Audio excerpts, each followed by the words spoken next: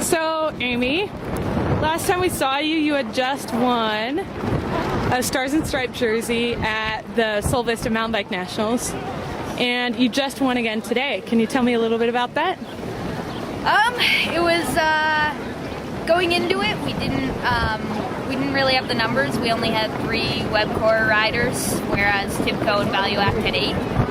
So we knew that we just really had to be smart about where we were putting our efforts in, and just sort of make sure that it was the right combinations. Don't fly away. Right, blow away. Just make sure that it was the right combinations of Value Act and Tibco riders before bridging up or hopping on a wheel.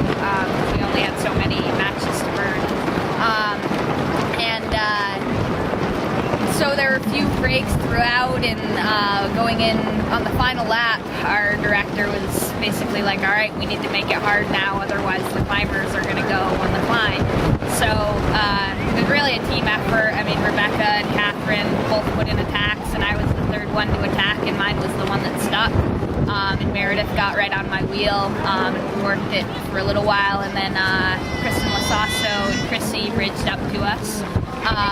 And from there we just worked it together, and I think we got up to a minute and a half, and then with 2K to go we heard that they were about half a second behind us, or a half a minute behind us, with like Kat Carroll and Mar Abbott and Evelyn Stevens. Evelyn, yeah. And so from there, Meredith put in a huge attack, and 3 of us were kind of looking at each other like, all right, who's going to chase it? And never really got a good chase down, and Meredith held it for an awesome win she totally deserved, and then we sprinted it out for the podium positions. Right. In that break, though, you knew if you were in that break to the finish, it was pretty obvious you would win the U23. Yeah. Did that give you some breathing room to try to definitely. I mean, my goal was definitely to win the jersey for U23, but then I was like, oh my god, now I could get the jersey for the elite if I play my cards right. Right.